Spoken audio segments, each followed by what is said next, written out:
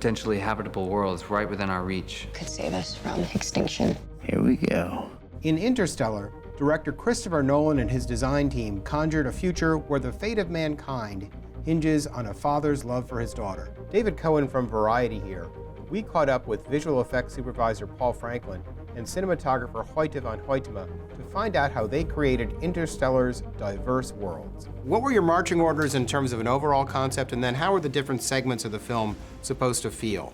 What we wanted is to really distinguish the different environments against each other, and one of the key things there was that by making the Earth sequence very much naturalistic, that would then give us this extraordinary contrast with what otherwise might be fantasy. We used to look up in the sky and wonder at our place in the stars.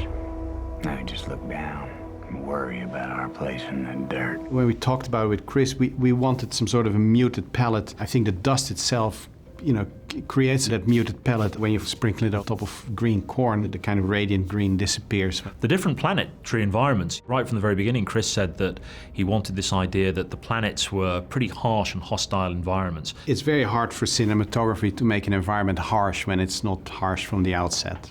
The ice planet, we literally shot it on a glacier in Iceland, which was a very desolated place. The elements there are very harsh and very basic and very pure. Where did you shoot the water planet? Also in Iceland. It's like a lagoon that is made out of the melting water of a glacier. There's ice cold water, and it was knee-deep water, for miles in every direction. I'm not gonna make it! Yes, you are.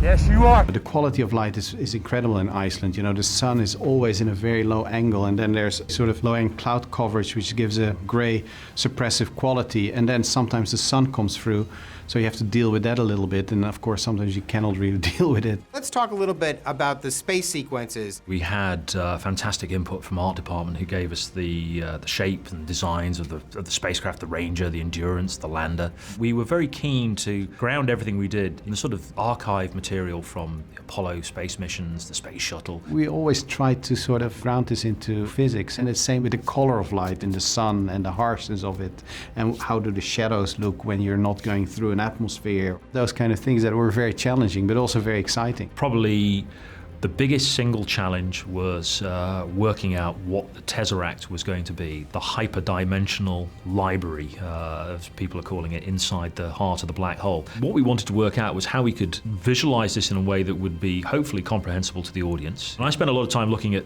concepts of how other artists had represented time. One of the things I also looked at was the process of Slitscan photography. People may have seen the sort of photographs taken at race courses, the photo finish photographs. What you end up with is the horizontal axis on the photograph becomes time.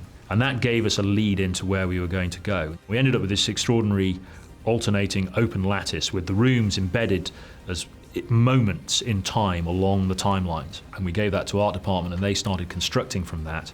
And there was a lot of back and forth between us, exchanging ideas. We had so many moments where we would look at each other on film and saying to each other, I've never done this before. So every day came with a very new specific challenge. If it was the elements, if it was the nature, if it was trying to deal with the ever-changing light in Alberta, it was all a challenge. You have to be determined a little bit and understand that actually doing things like this gives a very beautiful end result. So I was very committed, and I loved it. Love is the one thing that transcends time and space. Murph, I love you forever.